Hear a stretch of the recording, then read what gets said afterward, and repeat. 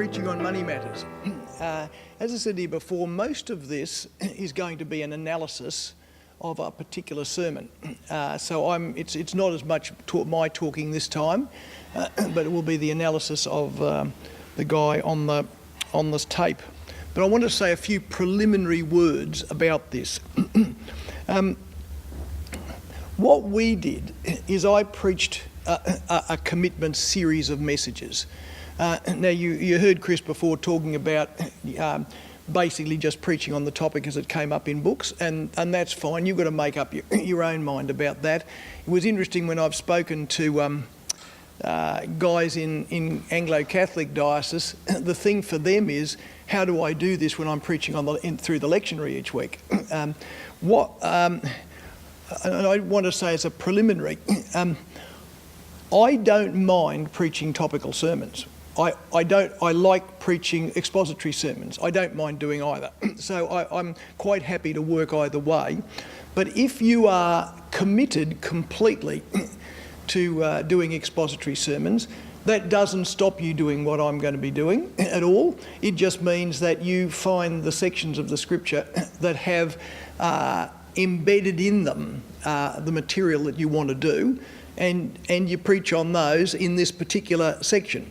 But you can do that with anything, and I would suggest to you that one of the things that I've learnt from this is that you can use a commitment series not just for money, but you can use it to blowtorch any value that you want to see happening in the church. Now, for argument's sake, when we did at Fig Tree just before I left, the NCL, it's not the National Church Life Survey, the NCD survey, the National Church Development Survey.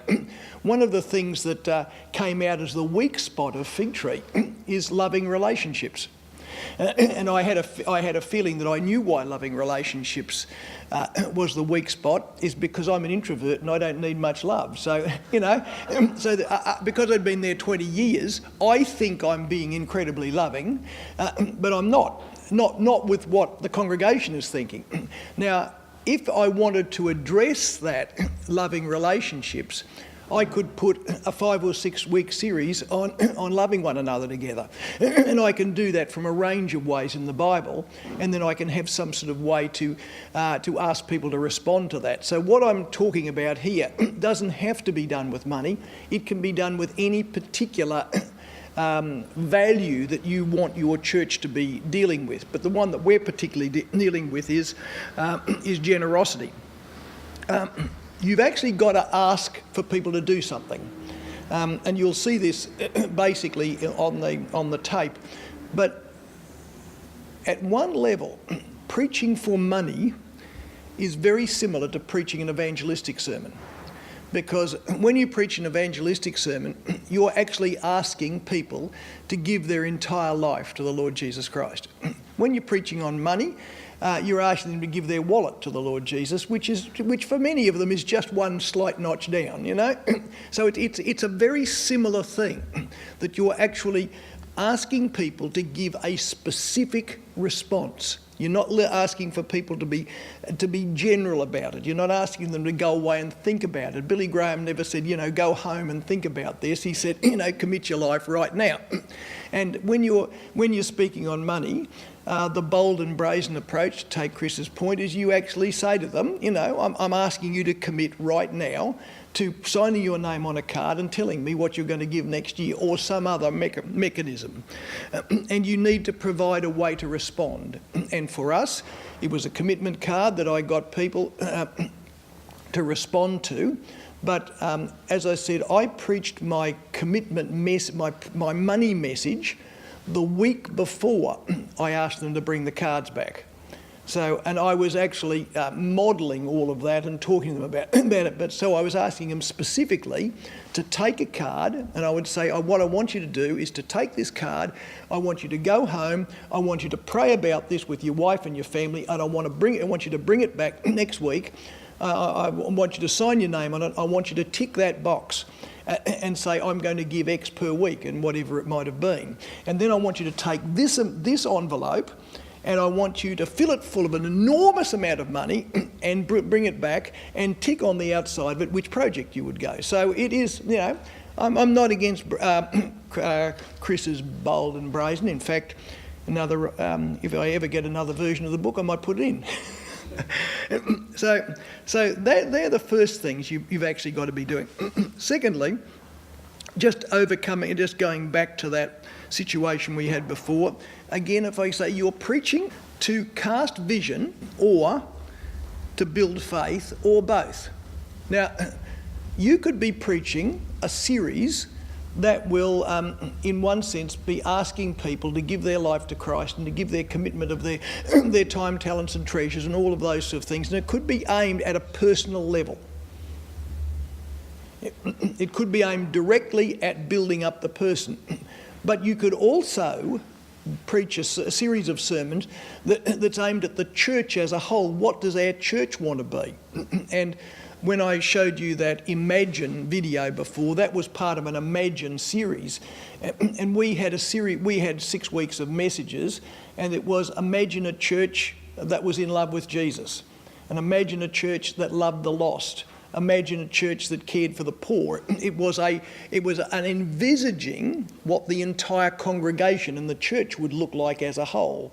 And of course, you can mix both of those in together. So you can actually be preaching at the heart of the individual, or you can be casting a vision for a church. One of the topics was imagine a church for all generations. And it was that had a double fold in that you were imagining a church that cared for young, old and in between, but you could also imagine a church that was going to be for the day tomorrow and the day ahead.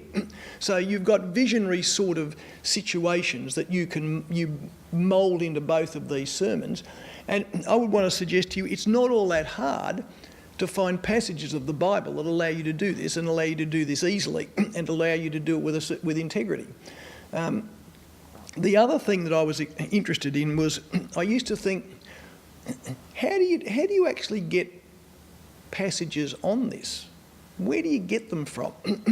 The more I started to study the scriptures, looking at it through this light, the more I found is there's money stuff everywhere.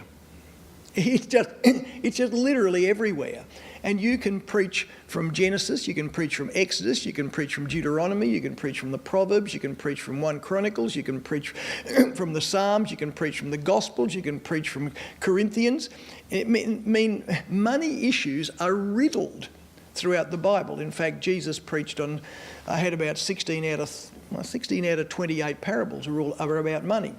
And sometimes when I go as a guest speaker to places, and I never do this without checking up, with the senior minister first. I often say, I got one problem with X, the senior minister. The big problem is he doesn't preach about money enough. Here he is, he's trying to tell you he loves Jesus, he tries to tell you he's following Jesus. If he was Jesus, he'd be preaching on money about once every month. He hardly ever does it, he does it once a year. I'm saying, get your act together, be more like Jesus, give people more sermons on money. Now you say it with a laugh on your face, but effectively Jesus was always talking about money, and it's just our own inhibitions, and it's how you do it. So this was the very first series that we preached, an example of a preaching series. Now, this was a topical series, and it was a series developed by my colleague Bruce Clark when he was there. The first time we ever did it. I wasn't quite sure what to do, and Bruce came up with this. And so this is an example of how you might do a series that was trying to build up a church and build up people, but build them up with a vision in mind. So it was called Getting Fit. And so we had all sorts of stuff about dumbbells and all that sort of stuff there. But getting fit devotionally, of course, is about your spiritual life. Relationally was building ourselves into a loving community. Well, that one didn't work as well as I might have looked, but that needs to be blowtorched all the time. Getting fit for ministry, which was serving. Getting fit financially, which was tithing. Getting fit for reaching out was evangelism. And I did a sixth one there called The God Worth Getting Fit For, because I did that one on Commitment Day just to wind it all up, and we just talked about the majesty and the glory of God. But you see in that there's one sermon on money, but there's one thread that goes through the whole lot of them. So you're constantly reminding people in the services that there is a commitment day coming up. But every week they're coming, they're not getting hit over the head with a money sermon. They're getting embraced with a range of other things that's challenging them to do something, and then it's going to ask them to make a commitment about this. But you could ask them to make a commitment about another. You could ask them to make a commitment in this series about other things as well. And as the time went on, we built in a ministry day into it. And so people were asked to actually sign up for ministry as well as give money. Another example of a commitment series that goes the other way, I tended to try and come down, and again, while I'm philosophically not averse to doing topical sermons, I was raised as a Methodist, so I come out of a different tradition than people who've been raised in Sydney Anglicanism, even though I came to Moore College, loved Moore College, trained in Moore College. You know, I never saw an expository sermon until I came to Moore College. Never experienced one, because the old time evangelical Methodist would preach on a text, like Spurgeon did, you know, so you didn't actually go through a passage. So it was quite a wonderful revelation to hear Peter Jensen come and expound the Bible. It was just amazing. But here's one on Philippians that I did, and I've got a life of contentment in there, Chris. But it was basically taking Philippians. I didn't do every single verse. I could actually stick 2 or 3 more sermons in it if I wanted to that would fit the same sort of ideas. But I did a life for Christ, a life for community, a life for the cause, a life for contentment. Now that was the money sermon, the life of contentment, very along the lines that Chris was talking about this morning. Then I did a life of celebration, which was one about joy, because joy is a big theme in Philippians, and I wanted to pull the whole thing together with joy. But the other thing that was interesting there was we wanted people to give, and I think it's on the, somewhere I've read it, you know, to give joyfully. And so I wanted to preach on joy in a giving series, because I wanted them to realise that this was a time of incredible excitement, that I wanted them to go out, you know, firing for the Lord with all these good things happening. And then, of course, a life of consecration, and I dealt with, you could deal with all of the deeper things, and you could make a commitment to Christ sort of message out of that. I don't think I gave that one, so I can't exactly remember what it was on, but I'm pretty sure that was what it was about. We didn't ever do a commitment series purely on money, but you could. And I had them up my sleeve, and so what I would do, when I started out, I didn't know how to do this. I didn't know how to do it at all. And my nature is to go out and steal from people. And so I went to steal from the best in the world. And so I listened to people from every conceivable background. I went to John Maxwell and bought his sermons. I went to Rick Warren, got his sermons, went to Bill Hybels, got his messages, messages from people all around Australia. And then I tried to listen to them and think, what are they doing? And can I, with integrity, say anything like that? Because it's got to come from you. You know, you can't be just doing a message just because Bill Hybels said he was doing it in the way Bill Hybels might do, or any of the others. So I wanted to get this. In the first few years I did it, I basically pinched other people's messages, except for the first one. Basically, we were doing Bruce's stuff, but the next couple of years I got some other messages from other people, and I made them my own. I wrote in the notes that I'd basically adapted other people's messages. So when I gave out some notes, I acknowledged that were coming from somewhere else.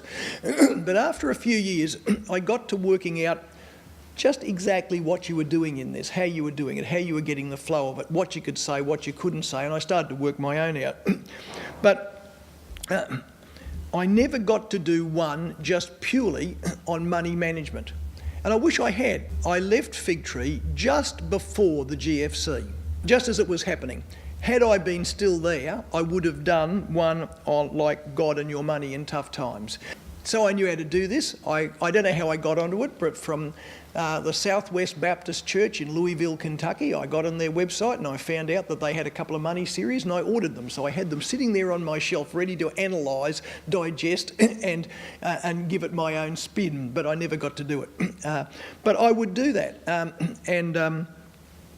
I'd do one on earning, borrowing, spending, giving, saving. You think, how do you do it? Well, you can do a lot of it from the Proverbs. There's so much stuff in the scripture on money like this, and people are so desperately needy about it. And therefore you can put your giving to the church, of course, in the context of their whole budgeting for money. I would address different audiences. One of the things you've got to do, and I really like the way Chris did it too at the end, he had particular application points. You can't just give this as a lot of academic stuff and then say, oh, give some money and sit down.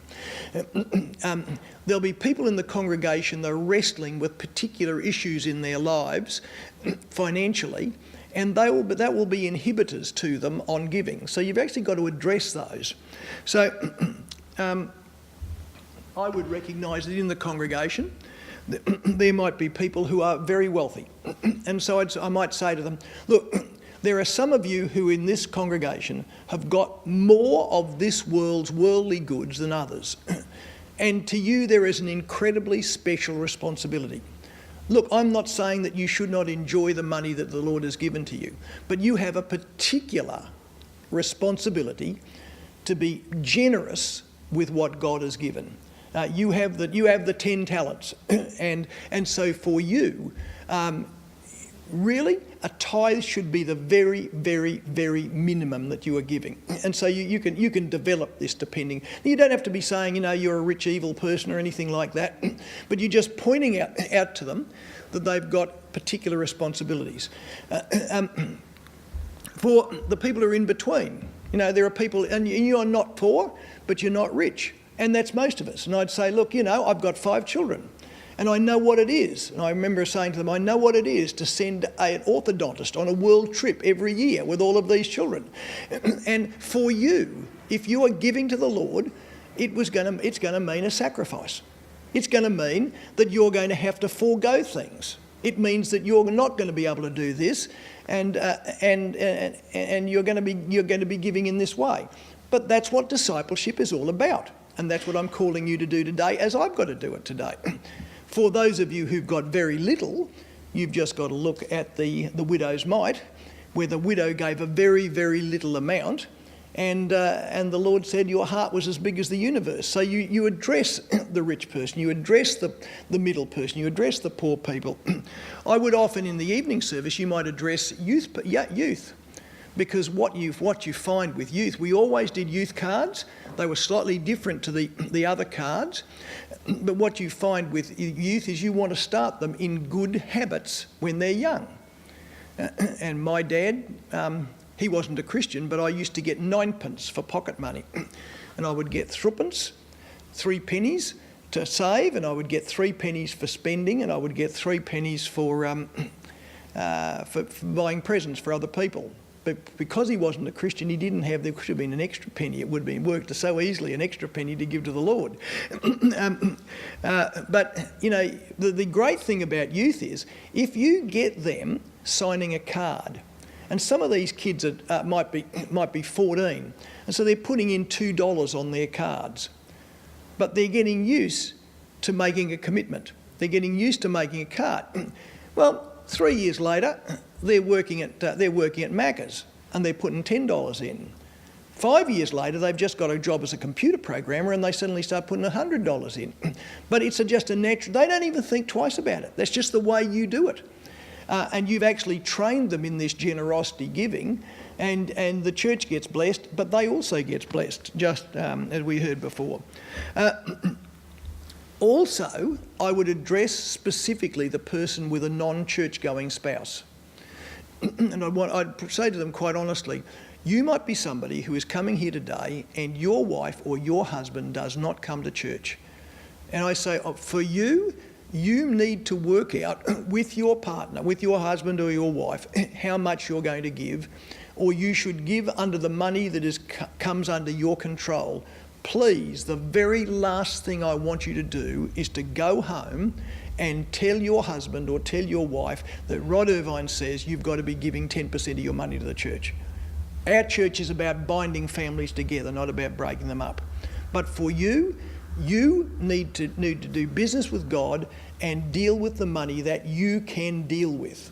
I don't want you telling your husband that he's got to give up 10% or you've got to do X, Y and Z. So then there might be a range of other people in the congregation for a different range of reasons. But if there are specific cases and you know they're out there, in broad categories, I'm not talking about dealing with an individual, but if they're broad categories, you want to come up front and talk to them about it and actually nail it. Because if you don't nail it, they'll be thinking it.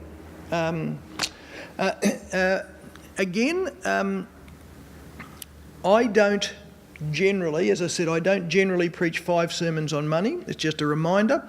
We preach we preach sermons on faith and hope and love or whatever is the passage, or whatever the passages are in the Bible that lead around that. But it's the way you package those that makes a difference. And I used to like the ones that I could be expository and topical in the same time. And you can do that in the Proverbs, you can do it in the Psalms, you can put together all sorts of wonderful scenarios, but trying to connect it always to their personal life and always to the vision of an ongoing church. Now, just let me see, what's our time? How much time have we got? 2:45. So what have we got now?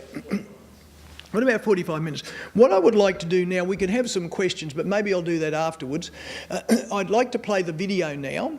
And this is a guy called Jason Elsmore. He is the minister of Gateway Baptist. I would suggest if you ever get the opportunity to get on the website and find Jason preaching on anything, he doesn't necessarily preach in the Sydney Anglican way. But he's a very sharp guy and he's a brilliant communicator. He's been at the church about 8 years as the senior minister and probably about 5 years before that. He's got very high credibility with the congregation and he's very, very funny. You won't hear much of the funny parts on this because the funny parts come in the first 15 minutes, which I've had to chop out just for the length of the sermon. But this will demonstrate Jason, I think, ticking a lot of boxes with how you do this. And this is taking it up. Before I start, his basic initial theme was, you give to the one you love. You give to the one you love. But here he's getting into the more practical sections. It's a time before Visa, a time before MasterCard, a time before ATMs. The majority of people rarely used cash or coins. People lived by what they produced from the land. Now, I want you to imagine yourself, just put yourself in their shoes for a minute. Imagine you're one of those people that God has rescued from slavery. He's rescued you, and He's given you a fertile land to live in. Now, I know they didn't settle in Queensland, but I want you to imagine that you are a pineapple farmer. All right, on your little plot of land that God has given you, you grow pineapples.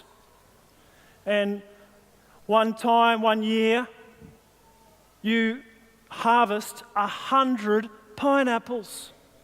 That's a lot of pineapples. I mean, what are you going to do with 100 pineapples? I mean, you can drink pineapple juice, you can have fresh pineapple, barbecued pineapple, pineapple chunks, you can make pineapple cake. My mum used to do this disgusting thing with pineapple. My mum's a good cook, but this is the one thing I could never eat. She used to call it, she said they were ham steaks. She used to put pineapple on top and cheese and grill them under the griller. That wasn't a ham steak, it was like thick chunks of Devon. And it was disgusting. She'd put a bit of pineapple on top and cheese over the top. Who's had that? Keep your hand up if you like that. It's disgusting. And anyway, I imagine if you're a pineapple farmer, you probably had to have that once a week. I'm glad well, you wouldn't have had the ham bit probably, but you could have had thick chunks of Devon because there's no real meat in it. But there's a lot of pineapples. Now, if as God said, you followed the law, you loved God, you trusted God, how many of these 100 pineapples are to go to God? How many? 10. All right, so if they're going to follow the law, they're going to take 10 pineapples. Just count them out for me so we don't get it wrong. Now, what do you notice about this picture? What do you notice? There's still a lot of pineapples. You still got 90 pineapples. I mean, what are you going to do with that many pineapples? Just giving 10 measly ones to God. You still got a lot of pineapples. You know, what would you call a farmer that kind of looked at the 90 pineapples he had left and said, you know what, I don't think I've got enough pineapples. I don't want to give that many to God. I'm going to take a few back. You won't notice if I just give him 8.5. I don't have enough for myself. I'm going to sneakily take some back from God. What would be a word that would describe a pineapple farmer like that? What word might we use? Greedy. How could you be that greedy? This is a God who saved you from slavery. He gave you the land to live in. He made the rain come down to grow your pineapples. And when it comes time to give some back to God for worship and to see His name proclaimed in the nation, you want to sneak some back. That's just greedy. What would you call a pineapple farmer that kind of looked at all of his pineapples, but then, stupidly, looked at Farmer Jones down the road and saw that he actually had 112 pineapples, 12 more than him. And he thought, man, I don't feel so good about myself anymore. I don't have as many pineapples, and therefore I won't have as many horses in the garage. And, I don't feel good about my life. I'm not as satisfied, with my life anymore. So I have close to the same number of Farmer Jonesy down the road. I'm going to take just a couple more back for me. What might be, this one's a bit harder, but what might be a word we would use to describe that kind of pineapple farmer? I'd say discontent. I heard someone down the front whisper it. Discontent. And as if you're not happy with 90 pineapples, you're not satisfied with your life, you're not content with all that you have, as if all of a sudden joy is going to fill your heart and you're going to feel content and satisfied because you now have 94 pineapples and you've given less to God. Now, what would we call a pineapple farmer who was waiting for his pineapples to ripen? They haven't ripened yet, but an 80-inch LED TV came on the market before his pineapples had ripened. And he really, really, really wanted that 80-inch LED TV.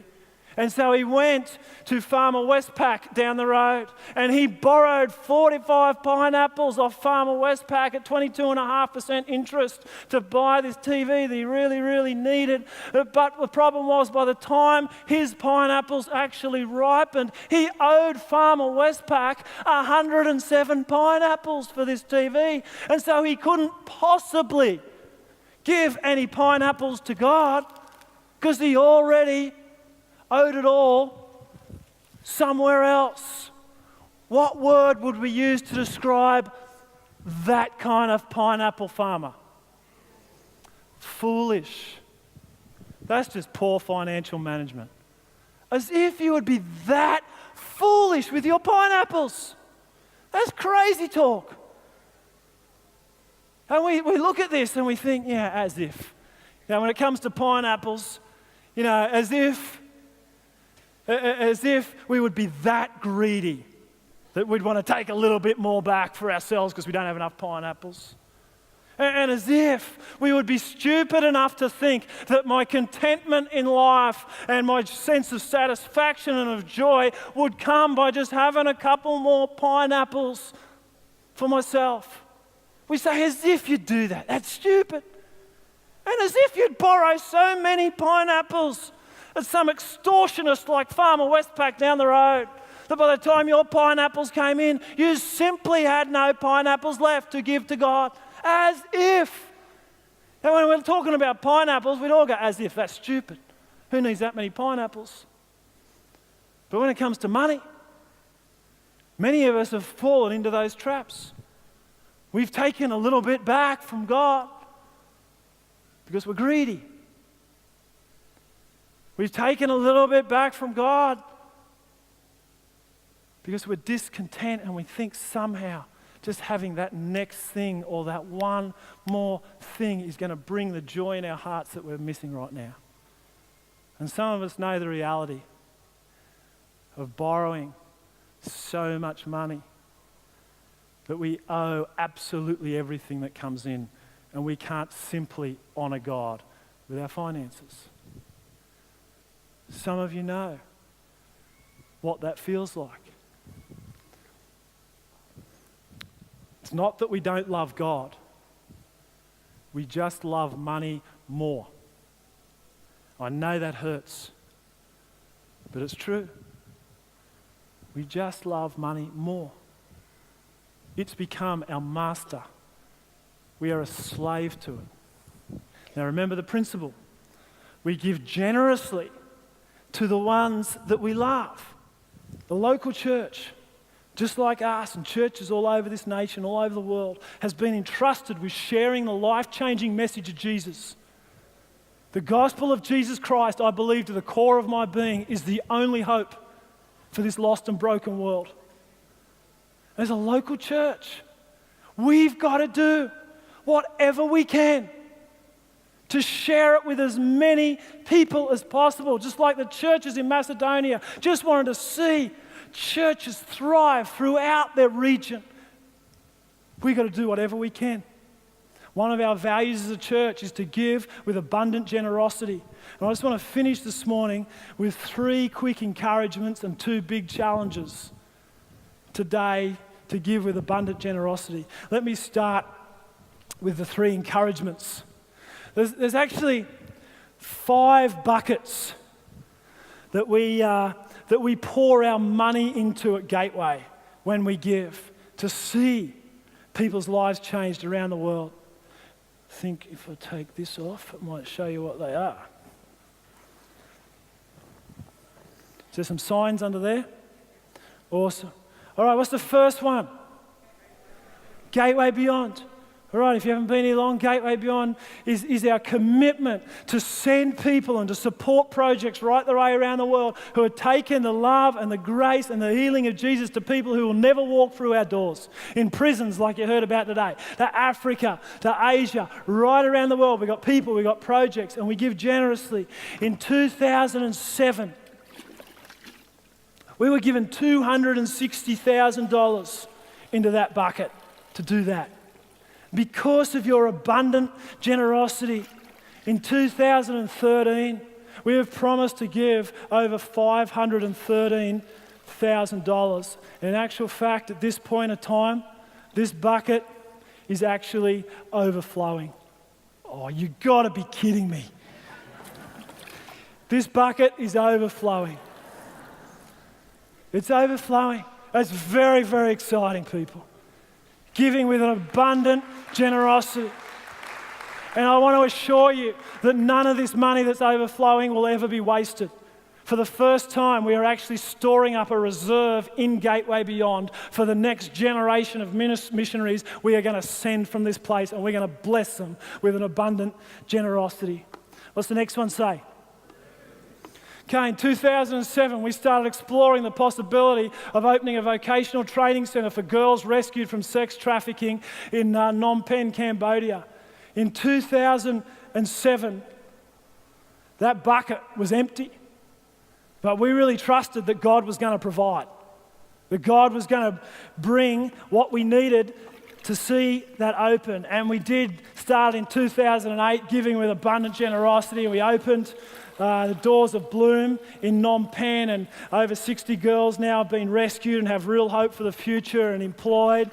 And just because of your incredible generosity last year, you actually gave $424,000 to Bloom in 2012. Just a few weeks ago, we opened the doors and we just had the first graduation of girls of our second one in Blossom in Siem Reap. And this one too is overflowing. That bucket that was empty 6 years ago is overflowing today. And once again, we have a reserve there to ensure, even if you stop giving for the next little while, that ministry will continue for some time to come. What's the next one say? Okay, in 2007, our community care ministries were growing. More ministries were being added to it, just reaching out to needy people in our community. And we found out that we could actually set up a tax-deductible fund. There was $0 in that bucket in 2007.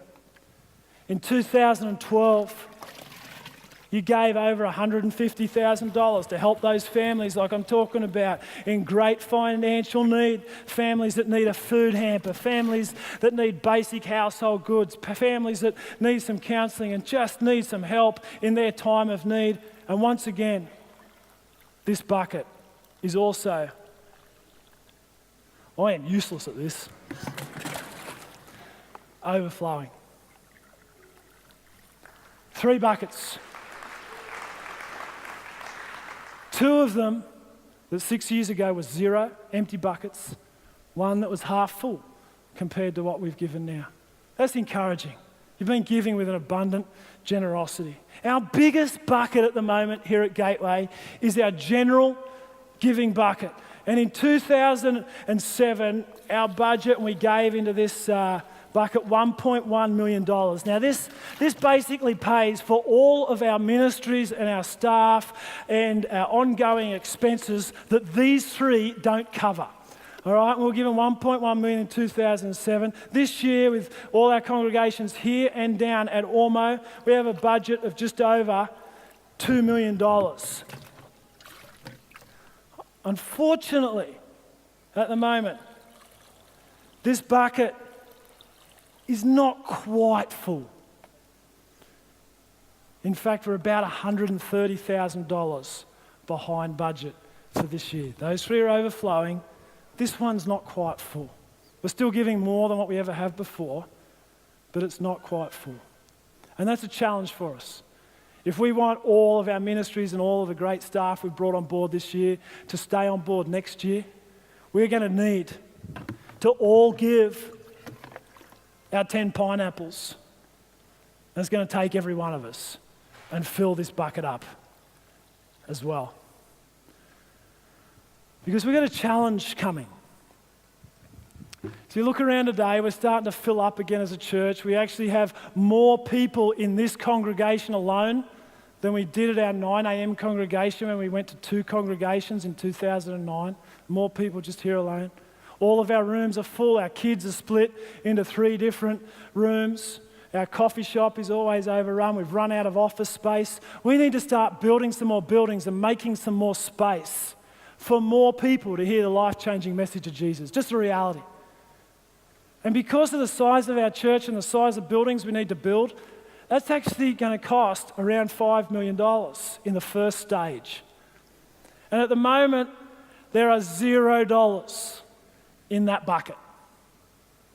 But I want to encourage you, because we've had some 0 buckets in the last 6 years that are now full to overflowing. We've had some half-full buckets that are now full to overflowing. And we've got some buckets that have doubled in size, essentially because we now have about twice as many people that are part of our church. And this will be a sacrifice for us to make this happen. But we need to do it. We don't ever want to turn away people that want to walk through our doors and hear about Jesus. We want to continually, as a church, to grow bigger and to welcome more and more people into our church. And some of you already are saying, do we really want to get bigger? Do we really need to get bigger? I've got a 1-word answer for you. Yes, we jolly well do. And if you say it fast, it really is just 1 word. We must. We must do whatever we can do so that more and more people can hear the life-changing message of Jesus. We're going to build a kids and youth building. Some photos are going to come up on the screen. Just go to the next one maybe. That is going to enable us to have twice as many kids and twice as many youth all in the one space together on a Sunday. We're eventually going to put some more pews in this auditorium. We've found a reasonably cheap way of doing that. We're going to open up that whole coffee shop space and make our coffee shop twice as big as it currently is so that more and more whole families can come here on a Sunday and find the love and grace of Jesus. Look, I know this is a big bucket. I know $5 million is a lot of money. But I tell you, there's a lot of kids out there in that community who do not know there is a God in heaven who loves them and knows them by name. And we've got to do whatever we can do to make that possible. And I believe, in fact, I know with a mathematical certainty that if we all gave our 10 pineapples, all of these buckets would be full. And this one too will fill. I believe we're going to fill this bucket over a 3-year period and we'll be completely debt-free in 3 years' time. We're going to vote on this building later in November when we have some more plans out in the foyer, and first couple of months of next year, we're going to make a commitment to fill that bucket so that more and more kids and young people can know Jesus Christ. Just practically, and I hate talking about this stuff, but look, the way Susan and I manage our finances, for the last 20 years, whatever local church we've been part of, we've given 10% of our income into this bucket. The challenge for us moving to Gateway was a big challenge. At our last church that we're involved in leading, this was the only bucket we had. We didn't have this kind of impact around the world and reaching out to our community. And so we had to start to work out, what do we do with these buckets? And what we've done is to continue to pour 10% of our income into here and to spread about another 5 or 6% out across these 3 buckets. And already we started praying about what God's calling us to put in this bucket. And they're fairly nerve-wracking prayers, to be honest. And I'm going to ask you to start praying the same thing. You're going to hear a bit more about this over the next couple of weeks. I'm going to ask you, what is God calling you to give? So that as a church we can continue to bless our community. Because essentially what we're saying is, one of the reasons we really got to grow, we need more kids and youth to come into this place. But the only way these other buckets can get bigger and we can reach more people around the world and we can bless more girls that are currently right now living in a brothel in Cambodia. The only way these buckets can get bigger is if we make more space for more people to be part of this church. There is just a reality to that. And in the future, we're going to have a greater influence and a greater blessing right around the world. Over to you. What do you see about what he was doing? He's very encouraging. He's asking you to give in the context of all the other things that you've been doing. So it's not you miserable coots. It's really putting a crown on people's heads and then saying, let's go for it even more. You would have heard throughout the presentation, there was constantly hammering the idea of we are trying to win more and more people for the Lord Jesus Christ. Everything was about it. There was no, we're building buildings for it, we're doing this for it, we're rescuing people here. But it's, that was constant message from beginning to end. He used those things and he basically set up all the situations in society that might make you, he just didn't give you 100 pineapples. He gave you all the situations in society where people might want a short change on the pineapples and why they might want to do it. So he had all of that worked out, and then he worked out then he had the pineapple illustration and he actually incarnated it through the pineapples. So often I see, as I saw the other day in a church, say, there's the children's ministry now, children's talk now, and say people give all these illustrations and visual aids for the children, then they get very academic and dry for the adults. But the adults need the visual aids just as much as anybody else does. And if you go to Jeremiah, you go to Ezekiel, you go to our Lord, they all used them. I don't know why we don't. Quite honestly, there are times that the trust factor in Jason is so high, it's almost like Moses hitting the rock. The water just jumps out. He just has to get up there, cast the vision, and say, who will you give to it? And they do. I mean, they made up that $130,000 in next to no time. It just came in a couple of weeks. He didn't even make a big deal about it. It just came. But they did have to make a big deal about the building.